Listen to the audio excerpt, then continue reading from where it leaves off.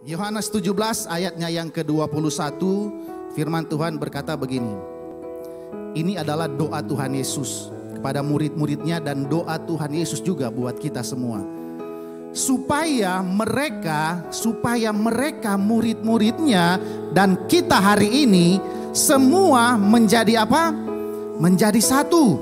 Sama seperti Engkau ya Bapa di dalam aku dan aku di dalam Engkau, agar mereka juga di dalam kita, supaya dunia percaya bahwa Engkaulah yang telah mengutus aku. Kerinduan Tuhan, saya dan saudara itu untuk menjadi satu.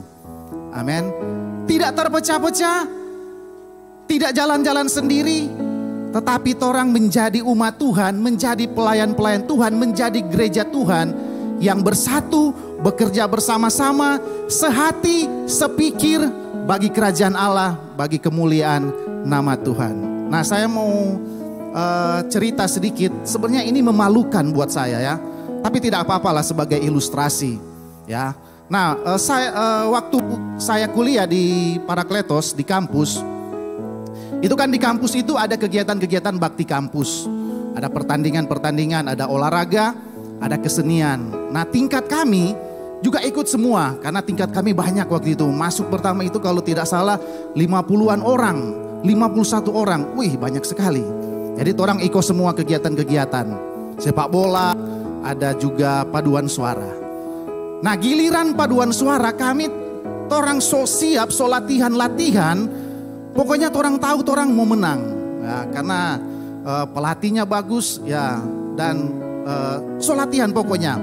Tapi ketika mau tampil, mau pentas, awalnya berjalan dengan baik. Wih, harmoni sekali.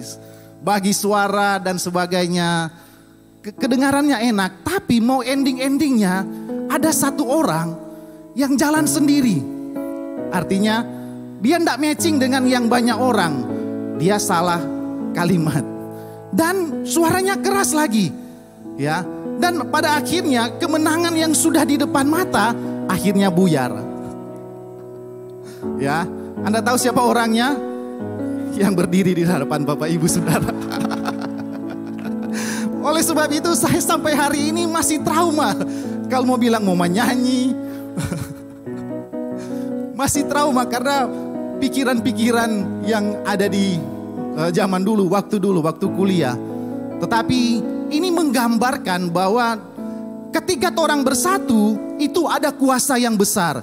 Ketika orang sehati, sepikir, itu ada kuasa, ada dampak yang besar, yang hebat, yang orang bisa rasakan. Nah, tadi doa Tuhan Yesus adalah supaya umat Tuhan, supaya orang pelayan-pelayan Tuhan, supaya kita gereja Tuhan bisa bersatu. Karena apa? Karena Yesus dan Bapa adalah satu. Supaya ketika orang bersatu, orang percaya bahwa orang adalah murid-murid Tuhan. Bukan murid-murid yang lain, bukan orang lain. Tetapi ketika orang bersatu, ketika orang sepakat, sehati, sepikir, satu tujuan, bahwa itu membuktikan bahwa orang adalah orang percaya.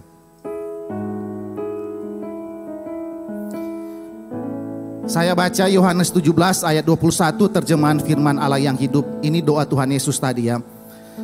Doaku untuk mereka untuk mereka semua ialah supaya mereka sehati, mereka akan sehati dan sepikiran sama seperti Engkau dan aku. Ini terjemahan yang lain, saya ambil firman Allah yang hidup. Dikatakan doa Tuhan Yesus adalah supaya mereka semua ialah supaya mereka sehati, mereka sepikir, satu hati, satu pikiran, satu tujuan, supaya dunia bisa melihat bahwa kita adalah orang yang percaya, umat Tuhan. Ini adalah permintaan Tuhan. Ini adalah doa, salah satu harapan terbesar bagi gereja Tuhan, bagi keluarga-keluarga, bagi komunitas-komunitas untuk orang. Mari orang bersatu di dalam Tuhan. Mari orang sehati. Ini bukan hanya permohonan, tetapi ini adalah perintah Tuhan juga supaya umat Tuhan bisa bersatu di dalam Tuhan. Keluarga-keluarga, kalau engkau bersatu, akan menikmati berkat-berkat yang luar biasa di dalam Tuhan. Amin. Gereja Tuhan kalau bersatu dampaknya luar biasa. Komunitas-komunitas, kalau komunitas Anda, CG Anda itu bersatu, sehati, sepikir, maka CG Anda akan bermultiplikasi menjadi berkat bagi orang-orang yang Anda layani, yang ada di sekitar kita. Kuasa dari kesatuan, the power of unity, the power of kesatuan hati itu sangat besar. Minggu lalu orang so belajar dari Pastor Iren bahwa dari 4 orang yang mengusung 1 orang yang lumpuh, kita melihat ketika mereka berusaha sehati sepikir satu tujuan supaya orang ini bisa bertemu dengan Tuhan Yesus, akhirnya endingnya yang lumpuh disembuhkan. Kalau kita lihat perjanjian lama, bangsa Israel dalam perjalanan mereka menuju ke tanah Kanaan, mereka banyak mengalami tantangan, banyak mengalami hambatan. Salah satunya adalah orang Amalek yang senang memerangi mereka, yang senang berperang dengan orang Israel. Ada suatu waktu di mana orang Amalek menghadang perjalanan mereka. Tetapi karena ada kesatuan Musa, Yosua, Harun dan Hur yang saling menopang, pada akhirnya dikatakan firman Tuhan mereka mengalami kemenangan. Kemenangan besar yang mereka alami itu karena kuasa dari kesatuan hati, kuasa dari yang namanya sehati, sepakat, sepikir. Itu juga yang kita akan alami dalam kehidupan keluarga, gereja, dan komunitas kita. Amin. Tuhan tidak menginginkan yang terjadi namanya perselisihan, pertengkaran, dan lain sebagainya. Tetapi begini, memang untuk sepakat, untuk sepaham itu memang susahnya minta ampun. Ini tuh orang harus pahami ya. 2 orang saja mau sepakat itu susah. Apalagi 3, apalagi 10, apalagi 100, apalagi orang yang sudah mau ribuan. Gereja orang yang sudah mau ribuan ini itu untuk menyatukan, untuk sepakat sehati satu tujuan. Itu butuh usaha, butuh waktu, butuh tenaga, butuh doa. Dan butuh kerjasama dari semua jemaat supaya orang bisa satu. Karena yang orang lihat, coba orang perhatikan saja. Tuhan mau orang bersatu, tetapi banyak keluarga-keluarga di sana hancur karena tidak bersatu. Karena tidak sepikir, karena tidak sejalan, karena tidak satu tujuan. Awalnya begitu yakin bahwa mereka akan sampai kepada tujuan mereka, tapi dalam perjalanannya mulai berpikir, oh kita pe tujuan ke sana, kita pe tujuan di sini, akhirnya pisah dan sebagainya. Banyak juga gereja-gereja mengalami tantangan yang sama. Sejak sejarah gereja membuktikan bahwa perpecahan, bahwa ketidaksatuan hati banyak melanda gereja-gereja Tuhan hari-hari ini. Dan itu tidak mau terjadi. Saya harap tidak terjadi dalam gereja kita, dalam komunitas kita. Karena hari ini Bapak Ibu Saudara, iblis berusaha merusak kesatuan hati yang telah terbangun. Dia bekerja siang malam, dia tidak tidur, kalau orang tidur, kalau dia tidak pernah tidur, dia berpikir merencanakan eksekusi bagaimana supaya gereja kita hancur, bagaimana supaya gereja-gereja Tuhan hancur, bagaimana supaya keluarga-keluarga orang percaya itu hancur, tidak ada kesatuan hati. Iblis tahu kalau orang bersatu, dia bisa kalah. Iblis tahu kalau orang bersatu, segala strateginya, segala rencananya, rancangannya untuk menghancurkan umat Tuhan, gereja Tuhan itu bisa tidak terpenuhi. Karena di balik kesatuan itu ada kuasa yang dahsyat, ada kuasa yang luar biasa dalam kehidupan kita. Orang semakin banyak, orang butuh kesatuan hati. Amin. Mari orang baca firman Tuhan di dalam Filipi 2 ayatnya yang kedua. Karena itu, sempurnakanlah sukacitaku dengan ini. Hendaklah kamu sehati sepikir, dalam satu kasih, satu jiwa, dan satu tujuan. Ini jelas harapan, doa, kerinduan Paulus kepada jemaat yang ada di Filipi, supaya jemaat di Filipi itu bersatu, sehati, sepikir, satu tujuan. Karena kalau orang pelajari kitab Filipi ini, ya memang Filipi ini, jemaat di Filipi ini didirikan oleh Paulus sendiri. Dalam perjalanan misinya yang kedua, Paulus mendirikan jemaat yang ada di Filipi. Ya, namun kemudian suatu saat Paulus harus pergi ke suatu tempat, harus melanjutkan perjalanan misinya. Nah kemudian dia mendengar kabar bahwa ternyata ada sesuatu yang terjadi di jemaat Filipi. Ternyata mulai timbul benih-benih perpecahan. Ya, ada yang berselisih, ada yang bertengkar, ada yang berbantah-bantah satu dengan yang lain. Dan yang parahnya dalam tanda kutip, yang berselisih ini adalah pelayan Tuhan. Adalah hamba Tuhan, adalah diaken yang ada di jemaat Filipi. Diaken di sini aman-aman ya. Sehati semua. Tapi jemaat yang ada di Filipi yang namanya Euodia dan Sintike, kalau lihat di Filipi 4 ayatnya yang kedua, kalau tidak salah di situ Paulus menasihati dua orang ini, hamba Tuhan ini, dua pelayan Tuhan yang ada di jemaat di Filipi. Paulus bilang, mereka ku nasihati. Memang tidak secara jelas apa penyebab mereka bertengkar, apa penyebab mereka berselisih satu dengan yang lain. Tetapi dari buku-buku tafsiran ternyata mereka berselisih karena tidak ada kerendah hatian antara dua orang ini. Mereka menganggap bahwa dialah yang terhebat, menganggap inilah yang terhebat, menganggap ini yang terhebat. Ini dua perempuan hamba Tuhan yang punya hati melayani sungguh-sungguh dikatakan oleh firman Tuhan. Tetapi terjadi juga benih-benih perpecahan. Sudah mulai mengarah kepada perpecahan. Oleh sebab itu Rasul Paulus menasehati kepada jemaat yang ada di Filipi, sempurnakanlah sukacitaku ini, sehati, sepikir, satu tujuan. Jangan menganggap satu yang lebih baik, jangan menganggap engkau lebih hebat dan sebagainya kepada dua orang ini. Ya. Tetapi kemudian Rasul Paulus menasehati mereka. Nah, jemaat yang ada di Filipi ini sekalipun ada masalah, tetapi jemaat ini adalah jemaat yang luar biasa.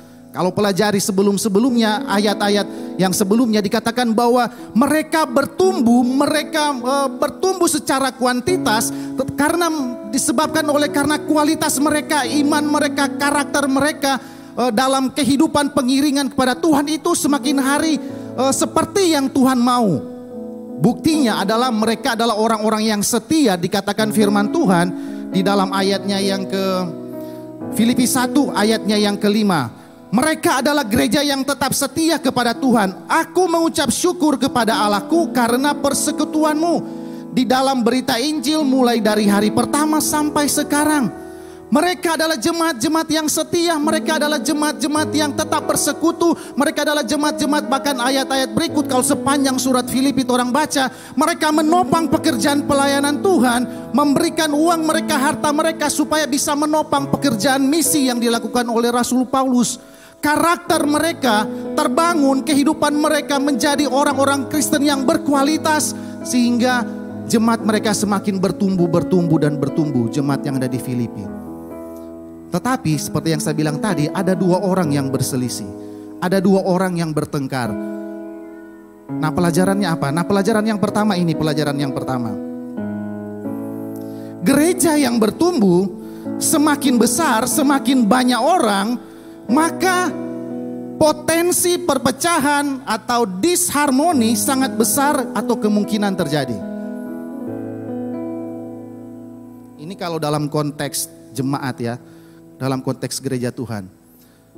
Seperti yang dialami oleh jemaat yang ada di Filipi. Mereka bertumbuh gereja yang sehat, kualitas mereka menjadi orang-orang yang berkualitas, tetapi juga mereka bertumbuh secara kuantitas, dan ini berpotensi sekali terjadi yang namanya perpecahan. Oleh sebab itu Rasul Paulus segera menasehati orang-orang yang bermasalah ini, segera menindaklanjuti, mengambil tindakan, dan mereka dinasehati oleh Paulus, sehingga pada akhirnya ya memang tidak ditulis, tapi saya percaya perseteruan mereka, perselisihan mereka bisa diatasi.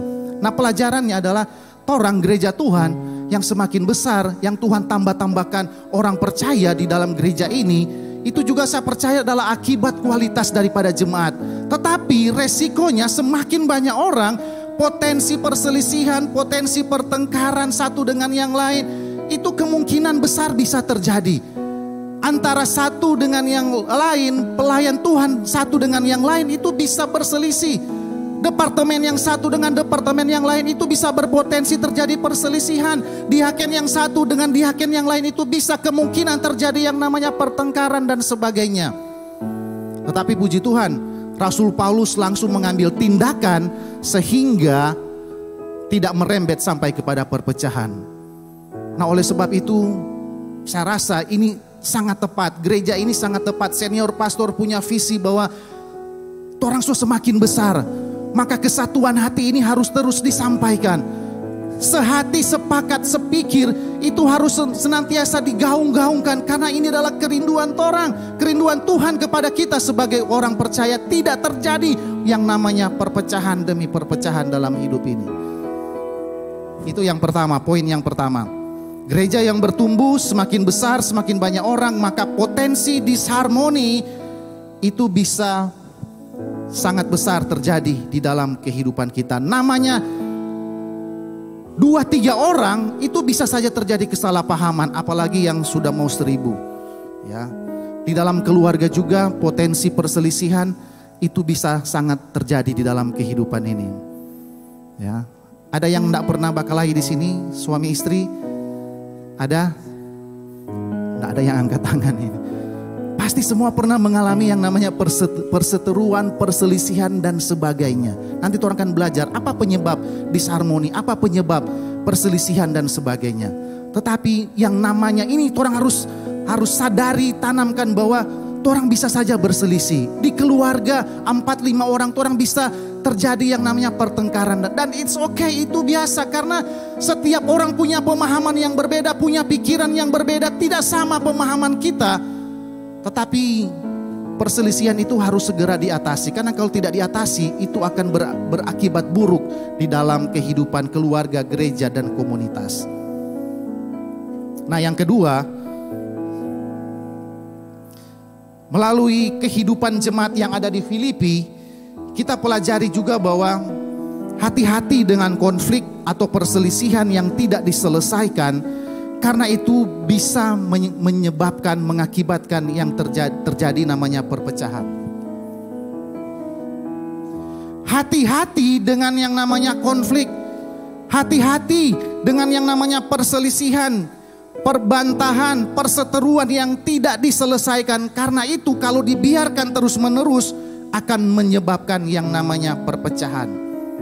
Baik di keluarga, di komunitas maupun di gereja orang.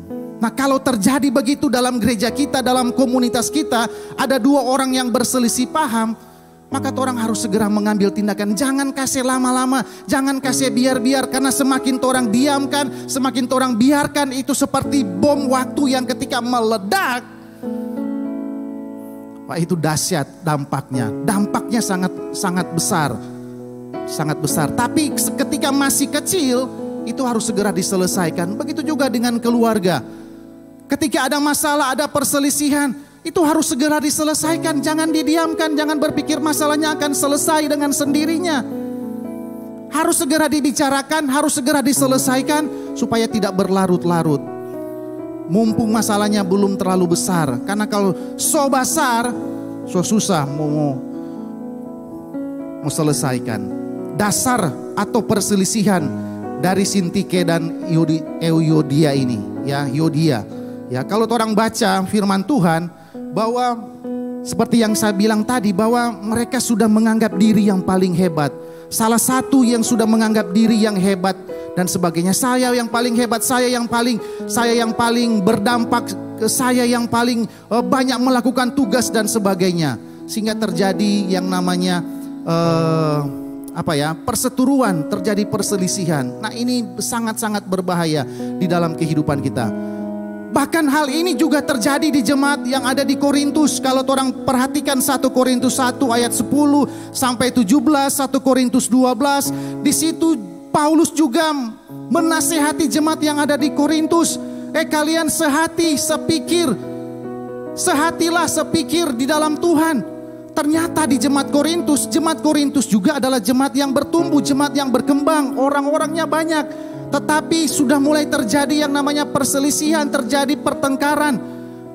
Penyebabnya adalah karena ada jemaat-jemaat yang dikatakan firman Tuhan, oh saya pihak dari Paulus, saya pengikut Apolos, saya pengikut Kefas atau pengikut Petrus, dan saya pengikut Kristus. Hati-hati kalau di gereja kalau sudah mulai terjadi seperti itu. Oh saya pengikut pastor ini, Saya senang dengan pastor ini. Saya senang dengan hamba Tuhan ini. Saya senang dengan dia. Karena kalau dia berkhotbah, wih, kita bisa mengerti.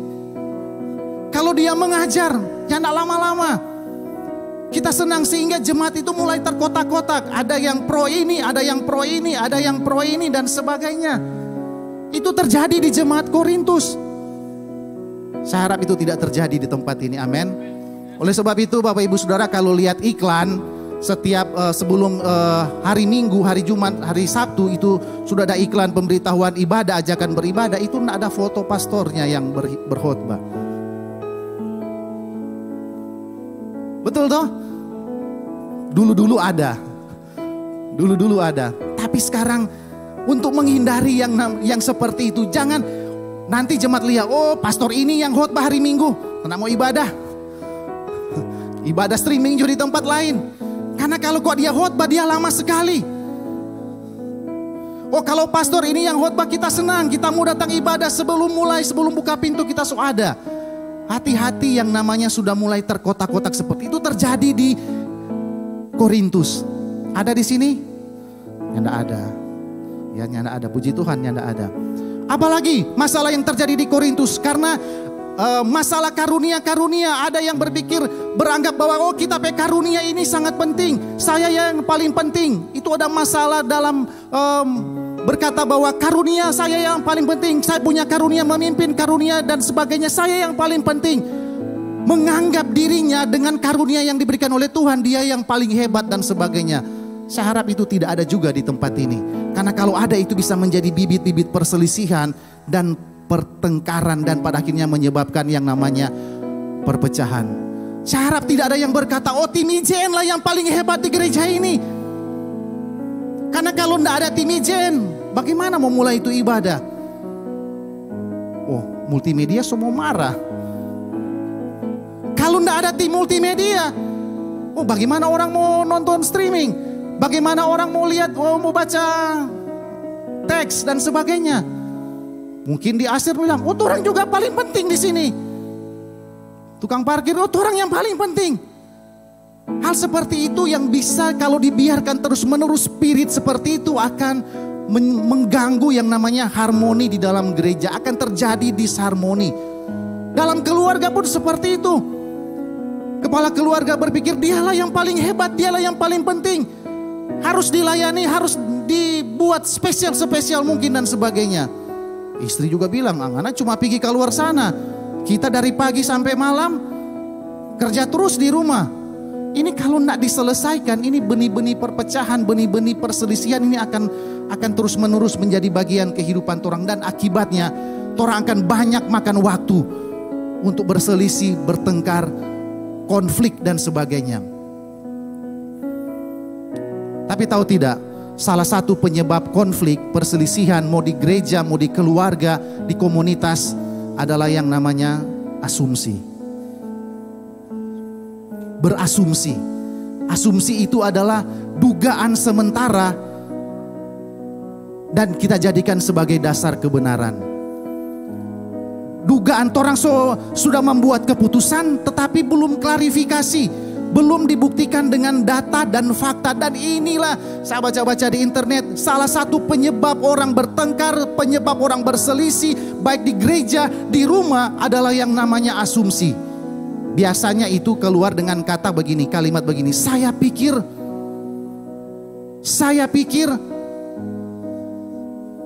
Ini banyak kan terjadi di keluarga, bahkan di pelayan-pelayan juga. Oh saya pikir, asumsi demi asumsi. Itu kalau orang praktekkan terus-menerus itu akan mengacaukan, menjadi sumber perpecahan, sumber perselisihan.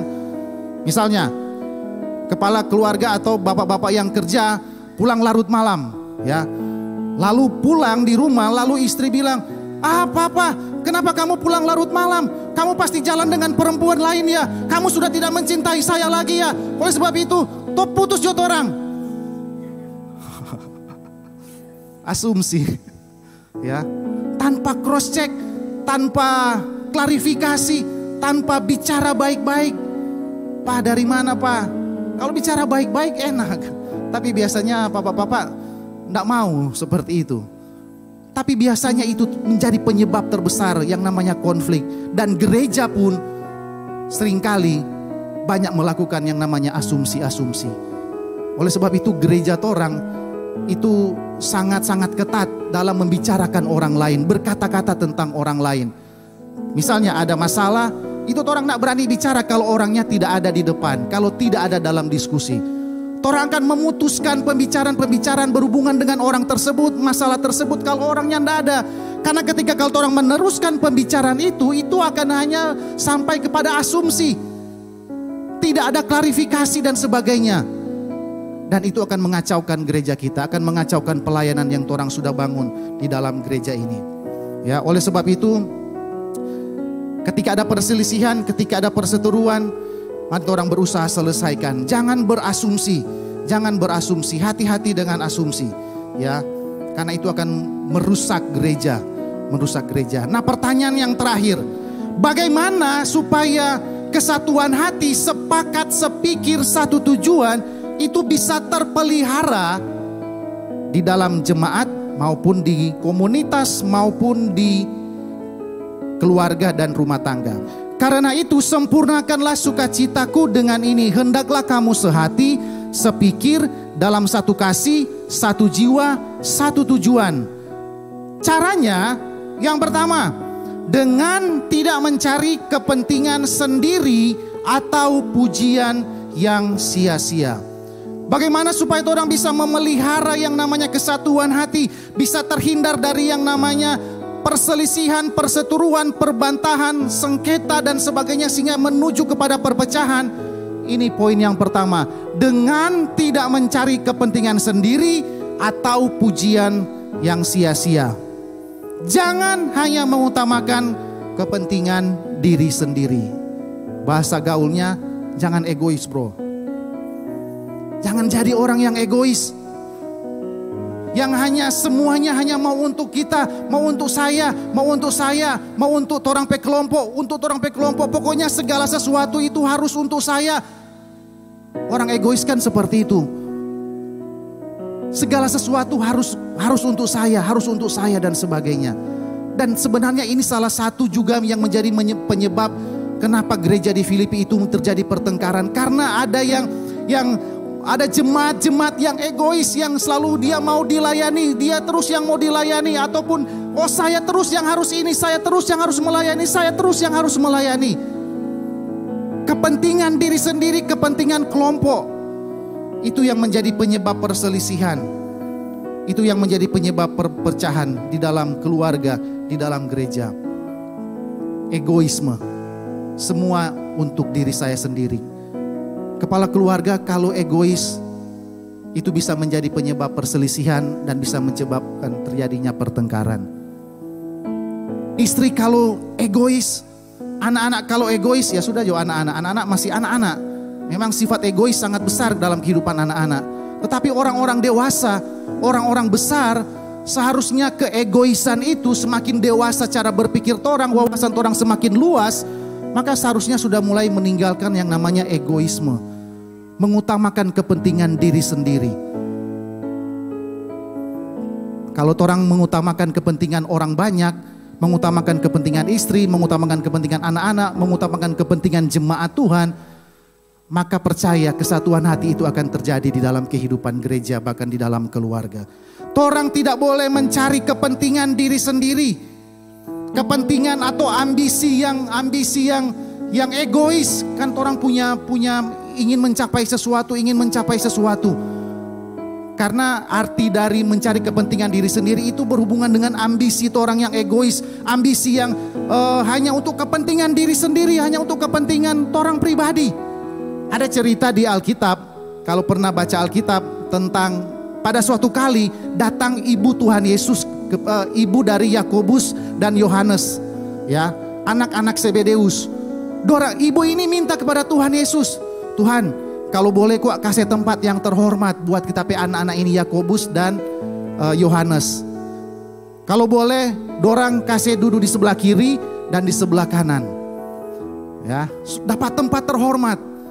Itu permintaan dua orang yang egois ini. Ya, dia peralat mamanya untuk datang kepada Tuhan Yesus. supaya dia dapat tempat yang lebih baik, tempat yang lebih baik dari teman-temannya. Firman Tuhan bilang ketika 10 orang mendengar apa yang dilakukan oleh ibu daripada 2 orang ini, 10 orang ini marah. Murid-murid yang lain yang 10 orang ini marah. Kenapa seperti itu? Kenapa ibu dari 2 orang ini, Yakobus dan Yohanes, harus seperti itu? Ternyata kote 10 orang ini punya pikiran yang sama, supaya orang menjadi yang terbaik di hadapan Tuhan Yesus. Kepentingan diri sendiri yang pada akhirnya menyebabkan pertengkaran, menyebabkan yang namanya perselisihan. Itu harus segera diatasi, harus segera dihilangkan di dalam kehidupan keluarga dan dalam kehidupan bergereja. Karena dampaknya dampaknya tidak bagus dalam kehidupan ini. Mari kita sebagai gereja Tuhan jangan egois, amin. Jangan ketika beribadah, ketika jadi jemaat, jangan egois. Maksudnya bagaimana, pastor? Jangan hanya untuk kepentingan rohani saya sendiri. Ada teman-teman, ada orang-orang di sekitar torang, ada anggota komsel yang di sekitar torang. Apakah torang merasa prihatin kalau mereka tidak beribadah? Apakah torang merasa apa ya? Oh Tuhan, kenapa dorangnya tidak beribadah? Padahal ini jam ibadah, kenapa dorang tidak ikut komsel? Pernahkah dorang berpikir untuk orang lain? Atau biar jo dorang mau ambil keputusan bagaimana, terserah dorang. Dorang pe hidup, dorang pe urusan sendiri. Itu ciri-ciri jemaat yang egois. Tapi kalau ciri-ciri jemaat yang baik, yang mau membangun roh kesatuan, kesehatian dalam gereja, ketika ada jemaat yang tidak muncul di gereja, orang cari. Ada tidak masuk komsel, tidak masuk CG, orang cari, apakah dia tidak masuk, apakah ada masalah dan sebagainya. Itu ciri jemaat yang membangun roh kesatuan di dalam gereja. Yang tidak hanya, kita supaya kita nikmati sendiri, kita yang bertumbuh sendiri. Bukan seperti itu rencana gereja ini, bukan seperti itu rancangan Tuhan. Tuhan mau orang bertumbuh bersama-sama, amin. Bertumbuh bersama-sama di dalam Tuhan. Jangan egois, bilang sebelah kiri kanan, jangan egois. Yang kedua, bagaimana supaya bisa terjadi kesatuan hati? Filipi 2 ayat 3b. Hendaklah sebaliknya, hendaklah apa? Dengan rendah hati yang seorang menganggap yang lain lebih utama daripada dirinya sendiri. Yang kedua, bagaimana supaya orang bisa memelihara kesatuan hati? Kita harus memiliki kerendahan hati. Kerendahan hati harus ada, harus terbangun di dalam jiwa setiap orang yang ada di jemaat ini. Bagaimana cara rendah hati menurut firman Tuhan ini? Anggap orang lain lebih utama, anggap orang lain lebih baik, lebih hebat dari diri saya sendiri. Itu ciri jemaat yang membangun kesatuan hati.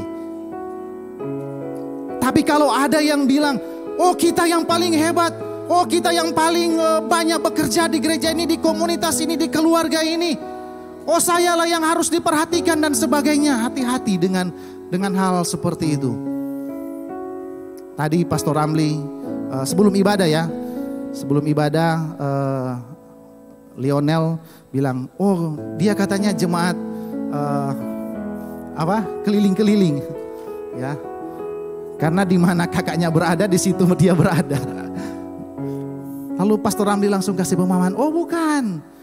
Kamu bukan jemaat keliling-keliling, kamu jemaat MCM sekalipun kamu dari Minut. Karena yang mau ditonjolkan di gereja ini bukan dari mana Anda berasal, bukan dari Minut, dari Bitung, dari Mitra, dari Tomohon. Tapi kita satu dalam gereja Tuhan, Metro Church. Saya memang dari Mitra, tapi asalnya saya dari sini, saya hanya ditugaskan di sana. Ya, saya adalah orang MCM, ya, dan lebih daripada itu, orang adalah warga kerajaan Allah. Amin. Jangan sombong lah. Kata kasarnya, jangan jadi orang yang sombong kalau engkau berada di keluarga, di komunitas, di gereja. Jangan jadi orang yang sombong, tapi rendah hatilah. Rendah hatilah. Orang lain yang lebih utama, karena sulit untuk orang rendah hati kalau orang punya kemampuan, kalau orang punya kualitas. Tapi itu yang Tuhan bilang, anggap orang lain lebih hebat. Amin. Vano mesti bilang, siapa yang main drum? Ethan, kamu lebih hebat dari saya. Ya, orang harus membangun kesatuan hati di dalam gereja. Dan yang terakhir, yang paling utama, selain orang jangan sombong, jangan yang pertama jangan egois. Yang terakhir ini yang paling penting, ayatnya yang kelima. Filipi 2 ayatnya yang kelima. Hendaklah kamu dalam hidupmu bersama, dalam berkomunitas, dalam bergereja, dalam berkeluarga, namanya bersama, menaruh pikiran dan perasaan yang terdapat juga di dalam Kristus Yesus. Taruh orang pikiran, jadikan sama dengan pikiran Kristus. Kalau dalam terjemahan yang lain ayat ini bilang begini, hendaklah saudara bersikap seperti Kristus. Kristus tidak egois, amin. Kalau dia egois, dia tidak mau datang buat orang. Kristus adalah orang yang tidak sombong, yang tidak bilang, oh karena kita terjadi keselamatan di dunia ini. Tidak pernah. Orang harus punya pikiran yang sama dengan Kristus. Dan yang lebih hebat, yang sama yang orang harus tiru. Dikatakan dalam ayat-ayat selanjutnya, yang rela mengosongkan dirinya, yang menyerahkan nyawanya, tidak menggunakan kekuasaannya, tidak menggunakan power yang dia miliki untuk melayani umat manusia, supaya dia bisa mati di kayu salib sebagai manusia dan menebus dosa-dosa kita. Kristus satu-satunya dasar supaya orang bisa sehati, sepikir. Kalau di keluarga orang berpikir seperti Kristus, maka kedamaian, harmoni akan menjadi kehidupan keluarga tersebut. Ketika Kristus ada di dalam gereja ini, di dalam komunitas, orang bersikap bertindak seperti Kristus, tidak egois, tidak sombong. Maka percayalah kesatuan hati akan terbangun. Semakin banyak orang diselamatkan, dibawa kepada Tuhan. Semakin banyak orang berada di gereja ini, dimuridkan menjadi murid Kristus. Itulah yang orang inginkan terjadi di gereja ini. Amin.